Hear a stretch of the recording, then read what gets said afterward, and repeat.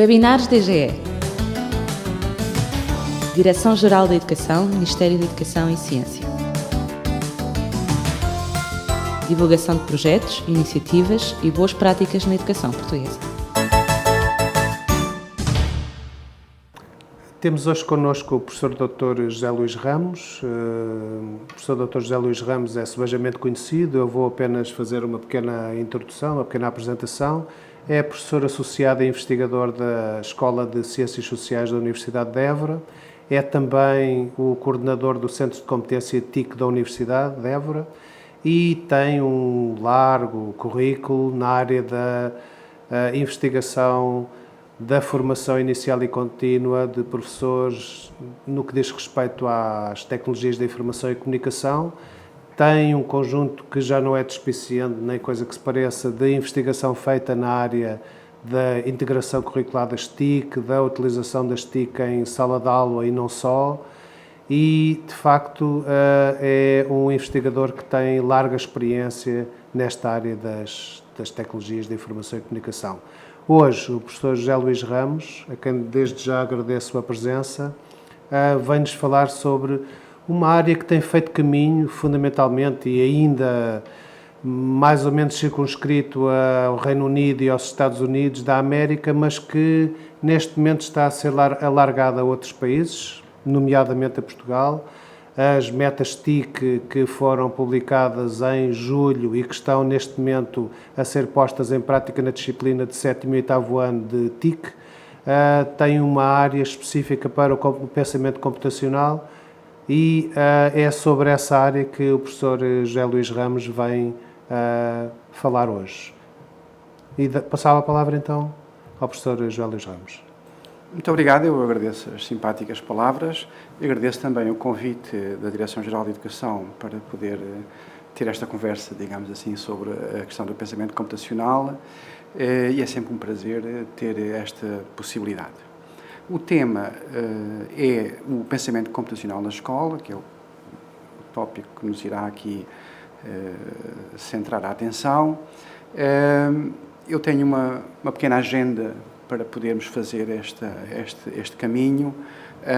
A agenda passa, por um lado, por abordar a importância social do pensamento computacional, depois entramos um pouco na questão dos conceitos e nas dimensões envolvidas no pensamento computacional, refletir sobre qual é, de facto, o papel da escola nesta questão e depois um caso prático demonstrativo, digamos, da utilização do pensamento computacional, neste caso, na formação inicial de professores, e, finalmente, umas reflexões que deixaria, digamos, depois à consideração para trabalho futuro.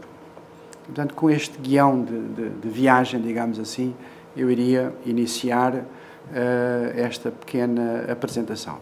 A primeira questão que eu coloco é um pouco a conjuntura do próprio país e a conjuntura da escola e das famílias e de todos nós, que é uma conjuntura difícil, complexa, onde nós temos que realmente fazer um esforço de racionalização, um esforço de dedicação também, para que os resultados e as condições educativas possam ser as melhores possíveis para o futuro dos nossos alunos. E é muito nesse sentido que esta intervenção se coloca. Posto isto, eu fazia referência a uma metáfora que, de certa forma, pode representar, de certa maneira, aquilo que é a importância do pensamento computacional na vida do indivíduo, na vida das pessoas. Essa metáfora é do canivete suíço. O canivete suíço, este canivete suíço é um canivete suíço muito especial, é um canivete suíço cognitivo, mas que, na verdade, a sua posse implica a possibilidade do indivíduo ter uma série de ferramentas, e quanto mais ferramentas tiver, uma maior diversidade de situações é capaz depois de enfrentar e de resolver. E, portanto, isto é uma espécie de canivete suíço cognitivo e que certamente ajudará o aluno na sua progressão, quer ao nível da escola, quer depois ao nível da sua inserção social e inserção profissional. Quer isso dizer, por exemplo, que existe uma grande incidência sobre aquilo que se chama as STEM, isto é, as ciências, a tecnologia, a engenharia e a matemática. Quer isso dizer que o pensamento computacional está apenas focado nestas áreas ou pode ser utilizado também para áreas mais alargadas?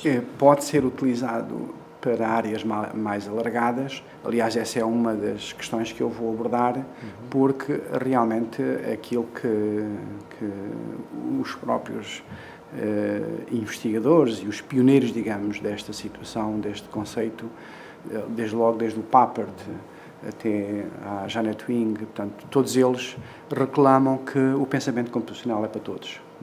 É para todos os indivíduos. Não só para os cientistas da computação, não só para quem trabalha na área das tecnologias, mas também para outras áreas. E isso tem a ver depois com a própria natureza do pensamento e as dimensões cognitivas que estão aqui envolvidas, que na verdade são comuns.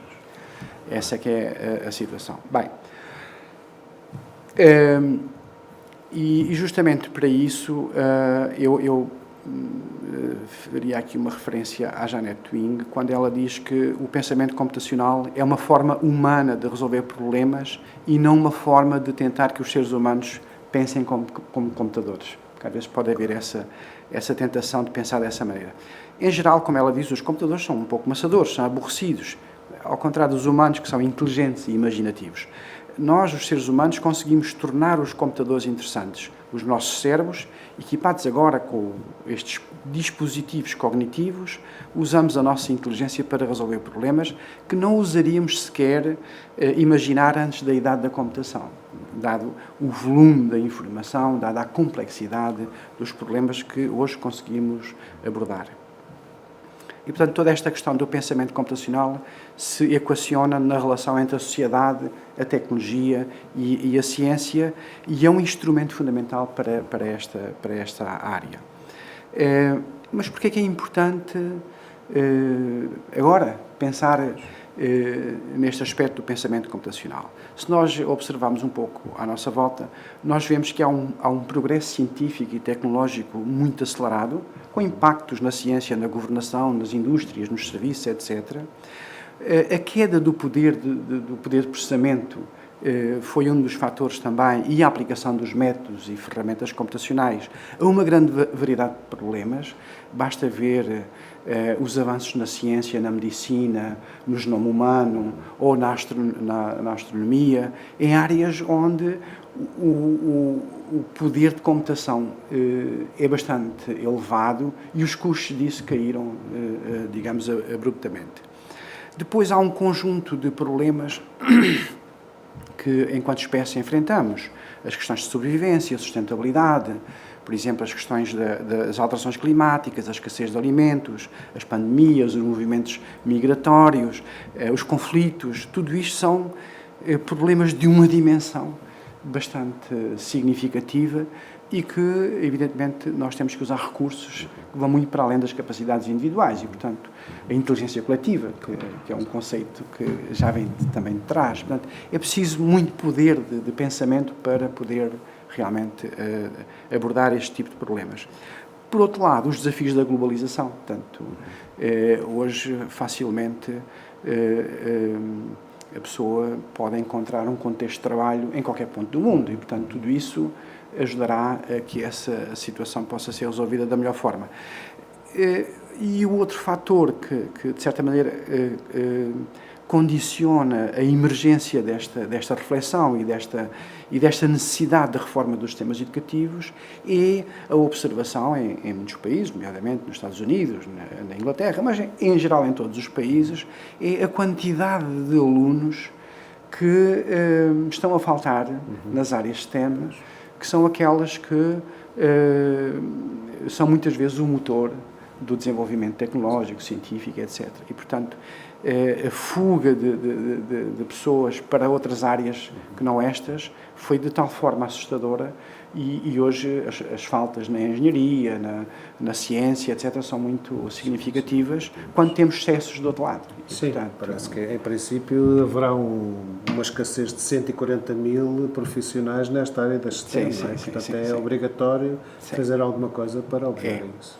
E a esperança e a expectativa, digamos, é que esta reflexão possa ajudar as escolas e os professores e os alunos a criarem as situações para que os alunos possam viver experiências interessantes, possam ser desafiados naquilo que é os processos de crescimento e desenvolvimento da criança e dos jovens, mas que não se limitem a um uso mais ou menos consumista das tecnologias. E isso insere-se na questão da literacia básica. A literacia básica digital há 10 anos era uma coisa, hoje a literacia básica digital é outra. E, portanto, os tempos mudaram, as circunstâncias obrigam a ser mais exigente do ponto de vista daquilo que são os conhecimentos que um indivíduo deve ter em relação às tecnologias. Mas o que me parece também é que há aqui uma perspectiva muito mais interessante da utilização deste pensamento computacional do que nós teríamos há uns anos, no sentido em que havia uma secura ligada a isso, que neste momento me parece que pode ser aliviada, digamos, com outra perspectiva. Estou certo? Eu concordo. Eu julgo que muito do desenvolvimento daquilo que foram o ensino das tecnologias e da informática ao longo destes últimos anos acabaram por ter resultados não tão positivos quanto seria de esperar. As razões são várias, não interessa agora aqui estar a explicitar exatamente essas razões, mas o curioso desta reflexão é que ela é feita a partir dentro da própria comunidade da computação, dos cientistas da computação. Não é algo que é imposto de fora, é uma reflexão que leva a que, por exemplo, as principais escolas de engenharia, por exemplo, o MIT ou o Carnegie Mellon, é a partir dessas escolas de engenharia que isto se faz. Esta reflexão e este contágio para discutirmos e para refletirmos sobre a forma como os computadores estão a ser ensinados nas escolas. E isso é muitíssimo importante, porque poderá, a partir daí, surgirem alterações significativas do ponto de vista da qualidade das experiências de aprendizagem que os alunos estão expostos. E esse é o fator-chave. Se um aluno é exposto a uma experiência enriquecedora, desafiadora das suas próprias capacidades e consegue vencer e ultrapassar essas dificuldades, isso é certamente uma experiência que o ajudará no momento das escolhas, naquelas alturas do 9º ano, quando tem que fazer as suas escolhas, ele olhar para esta área como uma área de desafio, como uma área de desenvolvimento e uma área de oportunidades e de possibilidades que, se isso não acontecer e, pelo contrário, tiver experiências negativas, afastará quase automaticamente indo para outras áreas. E, portanto, é um pouco esse Portanto, no fundo, tornar aliciante esta ideia de que o pensamento computacional é interessante em si, é útil enquanto ferramenta para o futuro.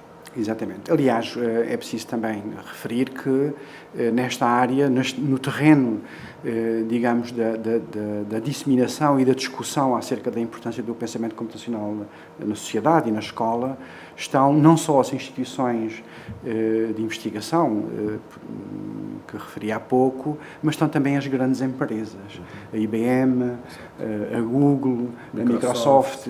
Portanto, todas elas estão a colaborar no sentido de ajudar a refletir sobre esta questão. Em Portugal, é preciso referir também que este trabalho já se começou, aliás, como referiste há pouco, o Centro de Competências da Escola Superior de Educação de Setúbal, a Universidade do Minho, e, portanto, já há aqui trabalho feito, nomeadamente ao nível do primeiro ciclo. Há aqui trabalho feito, o que é preciso agora é voltar a aprofundar e a alargar, digamos, este movimento que já foi iniciado nas nossas escolas. Olhando um pouco, ainda voltando à questão da sociedade e daquilo que é o nosso ambiente social, cultural, económico, o que nós observamos é que as tecnologias estão em todo lado. E estão cada vez mais presentes e de uma forma que nos facilitam muito a vida. Mas a verdade é que por detrás dessas facilidades, digamos assim, há muito poder computacional instalado. Há muita tecnologia.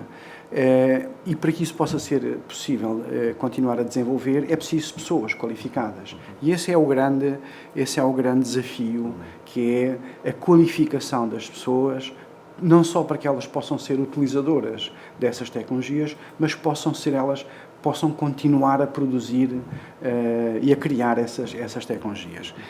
Do ponto de vista do próprio conceito, há aqui uma componente do conceito que é muitíssimo importante, que é a sua transversalidade. Nós hoje podemos ver o poder computacional instalado, mas esse poder carece de equipas multidisciplinares. E por isso o poder computacional está a ser usado na biologia, está a ser usado na física, na química, em todas as ciências, nos estudos sociais. Portanto, há muitas áreas que têm aproveitado do pensamento computacional. Inclusivamente a própria arte, não é? Existem já arte, experiências com a utilização de robôs, por exatamente, exemplo. Exatamente. É muito curioso porque em Portugal nós vemos com alguma frequência que os nossos jovens ganham concursos internacionais. Exato. Na área da matemática, na área da robótica. E, portanto, há aqui um potencial que basicamente, o objetivo é que possamos aprofundar esse potencial e alargá-lo, digamos, a outros alunos e a outras escolas. Eu diria que o pensamento computacional, assim, de uma forma mais simples, é um conjunto de capacidades intelectuais comparadas às de ler, escrever e fazer operações aritméticas. Portanto, se isso era fundamental no século XX, hoje, no século XXI, é fundamental que nós acrescentemos a capacidade relativa ao pensamento computacional. Portanto, é uma espécie de quarto R em exatamente, inglês, não é? Havia exatamente, reading, writing, exatamente, arithmetic e agora exatamente. um quarto R que é o pensamento computacional. Exatamente. Essas capacidades servem para descrever, explicar situações complexas. É mais uma linguagem que podemos usar para compreender o universo e os seus fenómenos e processos complexos, mas também para compreender e usar no universo humano e social, na resolução dos problemas que enfrentamos, que há pouco referi. Eu citaria ainda a Jeanette Wing, quando ela diz que o pensamento computacional é uma abordagem à resolução de problemas, à concepção de sistemas e à compreensão do comportamento humano, que tem como base os fundamentos das ciências da computação. Portanto, os estudantes tornam-se não apenas e meramente utilizadores das ferramentas, mas também construtores dessas próprias ferramentas, como eu daqui a pouco vou dar um exemplo. Em qualquer dos casos, é importante também que há aqui assinalar que esta forma de pensar é uma forma de pensar humana e que complementa e combina com outras formas de pensamento. O pensamento matemático, o pensamento científico, o filosófico, a lógica, o pensamento linguístico, o tecnológico. Portanto, este canivete suíço é muito ágil e muito transversal, digamos, e por isso as pontes com outras áreas disciplinares, todas elas estão facilitadas. Como é que pensa um cientista da computação? Como é que pensa um informático? Como é que pensa um biólogo? Como é que pensa um historiador ou um geógrafo? Bem, a verdade é que o geógrafo ou o historiador não podem ignorar que existe poder computacional para o seu próprio ofício. Hoje um biólogo tem conhecimento de linguagens de programação porque isso é fundamental para o desenvolvimento da sua própria atividade de investigação. Portanto, de certa forma, estas áreas apropriam-se das ferramentas e dos métodos das ciências da computação para o desenvolvimento de projetos de investigação que envolvem equipas multidisciplinares. Basta referir agora os dois prémios, os dois projetos portugueses que foram agora destacados e vão ser financiados, em que um deles envolve 100 equipas e o outro envolve 600 equipas em todo o mundo. Portanto, tudo isto é de uma complexidade bastante grande e, portanto, há aqui, digamos, necessidade de promover, de disseminar estas formas de trabalho educativo para que possamos continuar nesta linha. Pois, a mim parece-me interessante destacar este casamento, que me parece muito útil, entre a dimensão social e a dimensão cognitiva, porque antigamente, digamos, era a dimensão cognitiva que tinha focada nela todas as atenções. Mas esta ligação entre a parte social e a parte cognitiva do pensamento computacional parece-me muito interessante. É extremamente interessante. Aliás, recorde-se que, por exemplo, no caso das metas curriculares TIC, essa combinação entre os aspectos do trabalho na sala de aula, à volta dos ambientes computacionais e de outras dimensões das metas, elas estão muito centradas também na colaboração e na comunicação. Portanto, nós não aprendemos sozinhos, mas aprendemos também com os outros. E essa dimensão é uma dimensão fundamental do crescimento. Não é só bits, não é só a linguagem técnica em si, mas há aqui outros aspectos que o contexto em que se desenvolve, que é fundamental no crescimento dos jovens. Eu faria a referência a algumas características do conceito, formular problemas numa forma que permita a utilização do computador e outras ferramentas para resolver, organizar e analisar dados de forma lógica, são aspectos que estão envolvidos no pensamento computacional, representar dados através de abstrações, como por exemplo modelos e simulações, automatizar soluções através do pensamento algorítmico, identificar, analisar e implementar soluções possíveis, generalizar e transferir estes processos para resolver uma grande variedade de situações. Voltamos ao canivete suíço. Né? Exatamente. Podemos ainda fazer, enfim, mais uma série de aspectos que estão envolvidos nesta questão do pensamento computacional. Por exemplo, entender quais são os aspectos de um determinado problema que podem ser resolvidos usando a computação. Essa distinção é importante. Nem todos os problemas se resolvem com computação, mas provavelmente há ali uma parte do problema que pode ser resolvida e essa distinção é importante. Avaliar e escolher as ferramentas e técnicas computacionais adequadas para cada problema. Voltamos ao canivete. Qual é a ferramenta que é mais apropriada para resolver determinados aspectos. Entender as limitações das ferramentas e técnicas computacionais. Aplicar estratégias computacionais, como por exemplo a divisão e conquista, na transformação de um problema. Isto é, o problema é grande, nós temos que parti-lo por tal. Exatamente. Portanto, é dividir e conquistar. Parti-lo aos bocadinhos e ir resolvendo e depois combinar as peças para resolver o problema. Usar, combinar e recombinar elementos básicos de informação, de dados, etc., para resolver um determinado problema. Portanto, tudo isto são aspectos que são elementos do pensamento computacional, fazem parte da sua estrutura. Mas também há outro tipo de disposições e atitudes relativamente ao pensamento computacional que são importantes. Por exemplo, a confiança em lidar com a complexidade. Não desistir. A persistência em trabalhar com problemas difíceis. A tolerância à ambiguidade, à incerteza. A capacidade de lidar com problemas abertos e finitos. A capacidade de comunicar e de trabalhar com os outros. São algumas outras das dimensões que estão envolvidas aqui. Isto é extremamente importante, porque quem está nas escolas percebe que muitas vezes os nossos jovens desistem com facilidade, não persistem na tarefa, quando a coisa é muito difícil já não há vontade para continuar e tentar ir até ao fim para resolver um problema. Portanto, isto é também uma questão de atitude e de disposição que na escola, quem trabalha com os jovens, deve procurar promover, colocando os problemas, ajudando a que eles possam ser resolvidos da melhor forma e estimulando a sua resolução, evitando a desistência ou os caminhos fáceis ou mais superficiais. Parece-me também que promove a própria concentração do aluno na tarefa, não é? Porque, enfim, evitando também que ele vá desistindo à medida que vai enfrentando os problemas que tem que resolver. Exatamente. E assumir que o erro faz parte da aprendizagem, né? É uma das coisas que nós trazemos já do logo e desses ambientes, é que o erro é uma oportunidade. De aprendizagem. E, portanto, isso faz parte da vida. Claro. Isso faz parte da vida e, portanto, todo esse onde é que está o erro e como é que eu ultrapasso, faz parte, digamos, deste tipo de situações.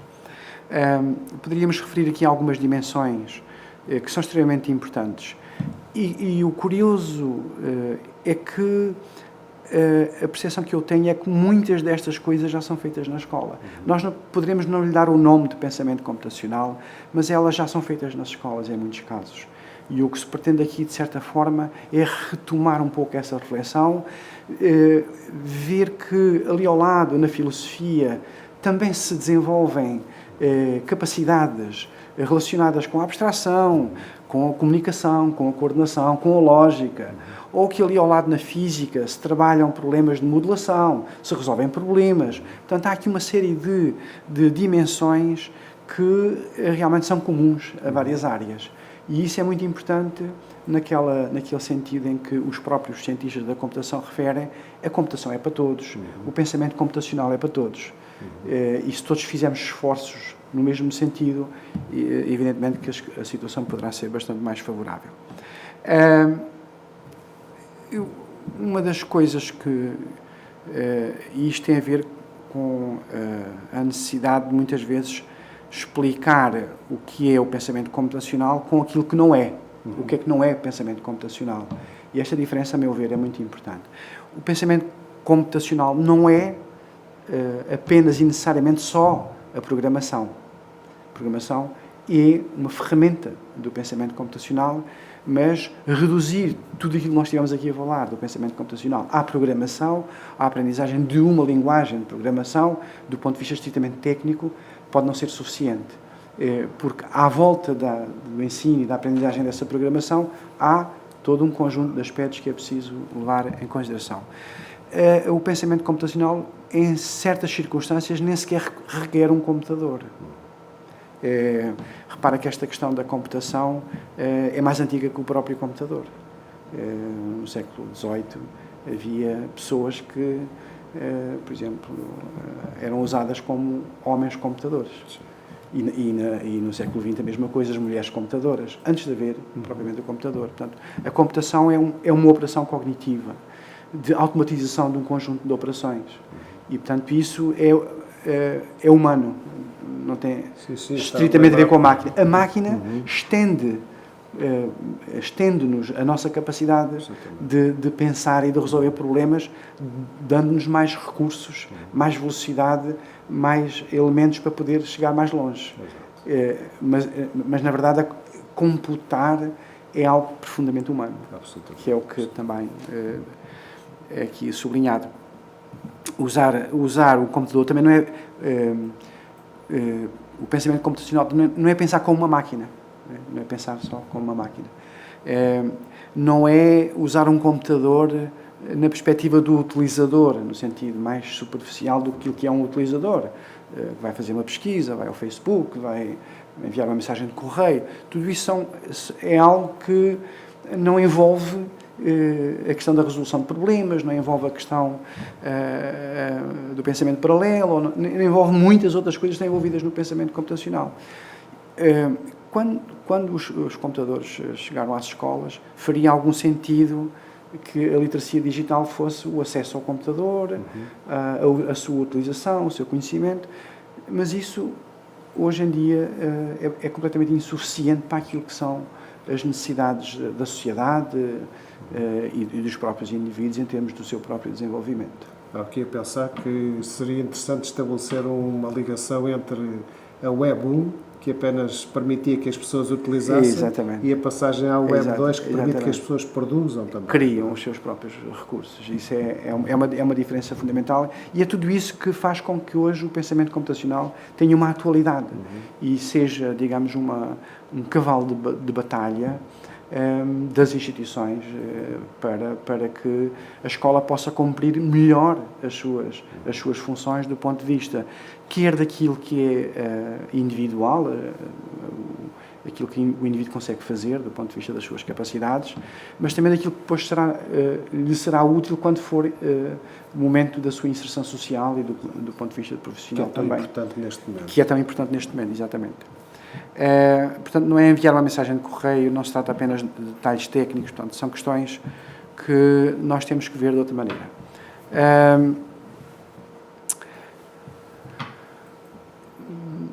Sobre as aplicações do pensamento computacional nas várias áreas, eu já referi, portanto, há imensas aplicações informáticas que são resultado desse pensamento computacional em áreas como a matemática, como a biologia, ou até como no desporto, por exemplo. Né? Tudo se conta, tudo se contabiliza, tudo coisa. Uma capacidade de pensamento analítica que é fundamental para todos. É um tópico antes de entrar propriamente dito na questão do papel da escola. o que é que pode estar para além das TIC?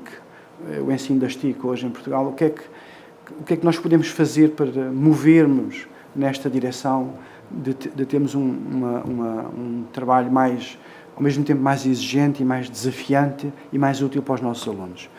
Eu penso que a grande questão está em desafiar os alunos e os professores a irem além desta literacia digital básica, está em criar oportunidades para que as pessoas possam viver experiências de aprendizagem enriquecedoras e está também na própria escola em criar as situações, nomeadamente do ponto de vista da organização do trabalho educativo, das turmas, dos horários, do trabalho docente, de forma a que se possa potenciar um trabalho mais minucioso, mais detalhado, mais profundo e, ao mesmo tempo, fazer as pontes com as outras disciplinas no sentido de potenciar o trabalho realizado.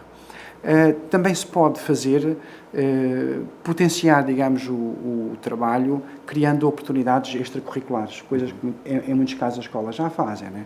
E pode ser através de clubes, pode ser através de semanas, dias, eventos, tudo isto dedicado a projetos dedicados ao pensamento computacional. Também a escola pode divulgar informação educativa relacionada com este tipo de prémios, concursos, muitas vezes são essas motivações que professores e alunos encontram para poderem mover-se nesse sentido. Seria interessante, talvez, também estabelecer alguma ligação entre a escola e peritos nesta área, não é? Que pudessem ajudá-los a levar em conta... Exatamente. Essa é uma das formas de tornar mais real e mais motivador, digamos, o trabalho educativo que se faz na escola e isso é usado também no ensino da ciência, não é? Em que os cientistas vão à escola, não é? E isso são experiências interessantes e muitas vezes marcam a vida do aluno no sentido em que lhe fazem descobrir um interesse e um gosto por determinado aspecto que não estaria à vista, não é? Eu diria também que na atual circunstância o que é que nós podemos fazer? Podemos assumir uma perspectiva pedagógica ao nível da disciplina TIC, no sentido da resolução de problemas, dos desafios aos alunos, aprofundando aquilo que muitas vezes já se faz. Dando agora uma outra consistência, uma outra lógica e uma outra fundamentação. Ajustar os projetos e os problemas, evidentemente, às capacidades dos alunos. Nós estamos aqui a falar de um leque de alunos bastante alargado. Nós estamos a falar de alunos que podem ir desde o pré-escolar ao primeiro ciclo, até ao segundo, ao terceiro ciclo, ao secundário. Portanto, há aqui um grande leque alargado de alunos e, portanto, as propostas relacionadas com o pensamento computacional, com a exploração de ferramentas e com a exploração de ambientes computacionais têm que estar, evidentemente, ajustadas àquilo que são as capacidades dos alunos. Os alunos, sei lá, do primeiro ciclo, nós temos que ver que estão em fase de passagem das operações concretas para as operações abstratas e, exatamente nessa altura, é que os desafios são importantes, mas também são importantes que sejam ajustados, digamos, àquilo que é as capacidades dos alunos. O apoio aos estudantes, aos alunos, o Guide by the Side, o scaffolding, tudo isso estratégias que permitem ao aluno avançar passo a passo, mas permitem avançar e sempre ir avançando e ajudá-lo a não desistir e a persistir nas tarefas. E, finalmente, e eu penso que isso, em termos de redes de centros de competência, em termos de escola, em termos daquilo que tem sido aqui o papel vosso, que é a partilha e a disseminação de informação e conhecimento sobre isto, é fundamental que as pessoas possam aceder a essa informação, possam fazer a sua própria reflexão sobre aquilo que é possível fazer no contexto deles e o caminho que eles devem seguir para poderem fazer ainda melhor o seu trabalho.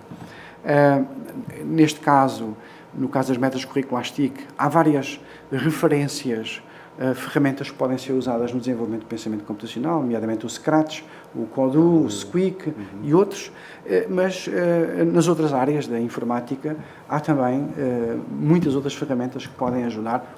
O Excel, por exemplo, é uma excelente ferramenta para desenvolver o raciocínio lógico, para desenvolver a capacidade de resolução de problemas, a análise dos dados, simulações. Portanto, é uma ferramenta que, se for bem aproveitada, é excelente desse ponto de vista. Portanto, não estamos aqui a falar em coisas que sejam extremamente complicadas e complexas, são ferramentas que estão ao dispor dos professores e dos alunos. A maior parte delas são ferramentas gratuitas, portanto, não há esse problema da sua aquisição e, portanto, o que é importante é a natureza dos projetos e das propostas educativas do professor e que elas sejam fundamentadas nesta questão do pensamento computacional, definindo um caminho, definindo um projeto com consistência. Isso é que é o mais importante, a meu ver.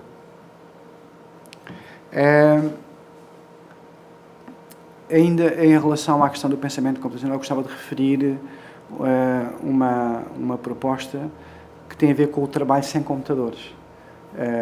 Várias, neste caso, o MIT e a própria Microsoft e a Google colaboraram na elaboração de um manual que está traduzido, aliás, para a língua portuguesa e está disponível, que é o Unplugged, que é o desligado, desconectado, e nesse manual há uma série de exercícios e de propostas de trabalho educativo que têm a ver exatamente com o pensamento computacional, mas sem computadores. Claro. O que é muito interessante, porque, por um lado, é evidente que o computador é um aspecto, é um elemento fundamental.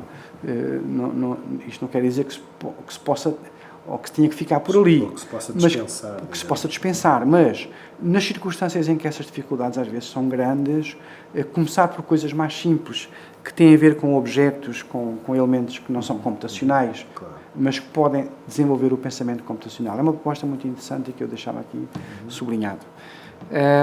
Finalmente, eu penso que o trabalho dos professores hoje em dia nas escolas é extremamente complexo e exige uma grande concentração, digamos, naquilo que são as finalidades educativas e de concentração naquilo que são os aspectos essenciais, né? E neste aspecto a vantagem do pensamento computacional é ajudar o professor a definir as suas prioridades, a definir as suas estratégias e a enquadrá-las da melhor forma, no sentido de que está a equipar o aluno com capacidades que lhe serão úteis na sociedade, no futuro, e está, de certa forma, a prepará-lo melhor para enfrentar os desafios que esse aluno, quando sair da escola, vai ter que enfrentar. Eu gostava apenas de referir um caso prático. Neste caso, este desafio de promover o desenvolvimento computacional na escola é um desafio que é para todos. É para as autoridades educativas, é para as escolas, mas também é para as universidades, nomeadamente aquelas que estão a promover a sua formação inicial de professores. E o caso prático que eu aqui trago é um pouco nesse sentido. Lembro-me de um exemplo de um professor de informática de uma universidade que estava a utilizar exatamente o Scratch para, pela primeira vez, fazer com que os seus alunos tivessem contacto com uma linguagem de programação. Isso é interessante porque normalmente estas linguagens estão circunscritas ao ensino não superior. Isso é um facto, mas também é um facto que nós estamos a beneficiar, de certa forma, daquilo que foi sendo feito ao longo das últimas décadas. Portanto, se nós olharmos para estas ferramentas, nós facilmente vimos ali o logo. Foi, digamos, a estrutura que conduziu a que hoje possamos ter uma boa quantidade de ambientes computacionais e que são especificamente desenhados para crianças e para jovens. Concentrando-se naquilo que é o essencial da computação, são ferramentas muito poderosas, mas são para crianças. E isso é retirar alguns aspectos que naquilo que é a informática mais pura e mais dura, e a forma como, em certas circunstâncias, poderia ser ensinada, e que as tornavam mais áridas e mais difíceis, E agora essa questão do ensino, digamos, da computação fica muito mais interessante apesar de terem aspectos técnicos e terem tudo aquilo que uma linguagem de programação normal tem, mas a verdade é que se torna muito mais desafiante e muito mais interessante para a criança e para o jovem poder programar num ambiente destes. Portanto, o caso prático que eu vou referir diz respeito à formação inicial de professores, neste caso na minha universidade, e a utilização do Scratch foi o ambiente computacional que escolhemos para explorar neste semestre que agora terminou. Eu posso mostrar um dos projetos, neste caso é um aluno de mestrado de ensino de artes visuais, o Filipe Sequeira, que construiu esta aplicação. Eu sublinho apenas que as aplicações tinham que ser desenvolvidas tendo em conta o contexto curricular daquilo que será o futuro de trabalho desses alunos, e estamos a falar de alunos de educação física, ou alunos de educação visual, ou da matemática, ou das línguas, portanto há uma grande variedade de cursos, mas a ponte para a utilização do ambiente computacional era o currículo, a sua própria prática letiva. E, portanto, foi nesse enquadramento que surgiu este projeto. Há muitos outros projetos, eu limitei-me a escolher um para aqui mostrar. Neste caso, o Scratch foi usado para eu sou o Sr. Pincel para a questão vou das ensinar as cores e secundárias. foi essa a possibilidade que foi dada. Prazer. É o Sr. Pincel que nos vai mostrar como é que se combina e qual é o resultado da combinação das diferentes cores primárias ou secundárias. Ele está aqui a dizer-me, lá está a desafiar-me. No essencial é isso que se pretende, que é essa perspectiva do desafio, da interrogação, do questionamento que acompanha sempre o desenvolvimento deste tipo de recursos. Se eu combinar agora aqui o amarelo com o azul ou o verde, eu posso usar o pano para limpar, fazer uma nova combinação de cores, ver qual é o resultado. É claro, isto tem muito trabalho de programação, mas não são alunos de informática, são alunos de isso é que é artes. interessante, não é? Exatamente. Quando falávamos há pouco que o pensamento computacional é para todos, é verdade que muitas vezes os alunos não estavam à espera de encontrar numa disciplina do seu mestrado um contexto que de certa forma lhe pedisse para programar um computador, não estão à espera. Inicialmente ficam um pouco na expectativa, mas depois, à medida que vão familiarizando-se com as ferramentas e vamos trabalhando, digamos, os vários aspectos da ferramenta, eles começam a gostar. E estes projetos foram, certamente para os futuros professores, um desafio que eles conseguiram ultrapassar com persistência, com muito trabalho, com muita dedicação, com muitos erros, sempre ultrapassados, mas também lhes dá uma mensagem de que as tecnologias têm esta possibilidade de ser utilizadas numa lógica de construção, numa lógica de criação de novas ferramentas e não apenas numa lógica de utilização ou de consumo. Em termos de curva de aprendizagem desta linguagem, para um professor que não está habituado a utilizar, enfim, não está habituado a programar, que curva de aprendizagem é esta? Longa?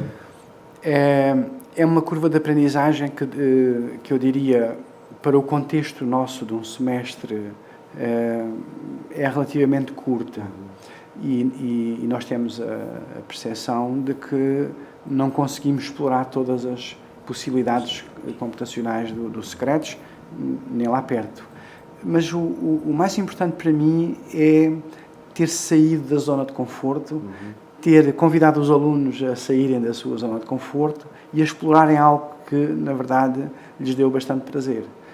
Ir resolvendo os problemas, dividindo os problemas em pequenas etapas, construindo os seus algoritmos, construindo as suas propostas e com muita discussão, com muito trabalho colaborativo, conseguimos chegar ao final com projetos que agora irão ficar disponíveis no SAP Kids para a comunidade poder partilhar e nós aprendemos e vamos continuar a aprender e a melhorar nas próximas propostas educativas. Parece-me também, sobretudo, interessante que os professores vejam a utilidade prática nas suas disciplinas da utilização desta linguagem de programação. Isso é um facto, mas é preciso trabalhar mais. É preciso, e neste aspecto os centros de competência têm aqui um papel importante, é preciso chegar às escolas, é preciso chegar aos professores, é preciso dar formação aos professores, é preciso ajudá-los a fazer esta caminhada, no sentido em que muitas vezes é apenas um pequeno empurrão, um pequeno ponto de partida. Nós este ano já fizemos várias ações, iremos continuar a fazer, os outros centros fazem também as suas propostas e as próprias escolas estão também, interessadas em que se possa continuar a aprofundar este trabalho. Não se trata de inventar a roda. Isso é importante dizer. Trata-se de olhar, em muitos casos, para aquilo que já se faz e dar-lhe um outro significado e um outro fundamento. E ter a sensação de que os alunos não são compartimentos estanques, eles são um todo e todas as oportunidades que nós podemos criar para eles desenvolverem as suas próprias capacidades e irem cada vez mais longe, a meu ver, é esse o grande desafio da escola e dos professores. Resta-me agradecer imenso ao professor José Luís Ramos por ter estado aqui connosco a falar sobre pensamento computacional, uma área que, de certeza absoluta, vai fazer um caminho, talvez ainda relativamente longo, mas já se vêem, como pudemos verificar, alguns exemplos do que se pode fazer com uma linguagem de programação tão simples como o Scratch, por exemplo, na utilização, canalizado, dirigido para a prática letiva de qualquer professor de qualquer área disciplinar. Muito obrigado, professor. Muito obrigado. Para quem quiser fazer algumas perguntas, questionar relativamente a estas matérias, o professor José Luís Ramos, sugiro que enviem um e-mail para webinar@dge.mec.pt. Muito obrigado.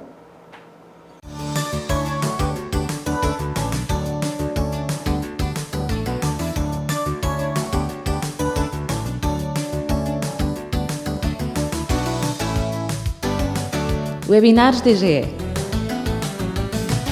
Direção-Geral da Educação, Ministério da Educação e Ciência. Divulgação de projetos, iniciativas e boas práticas na educação portuguesa.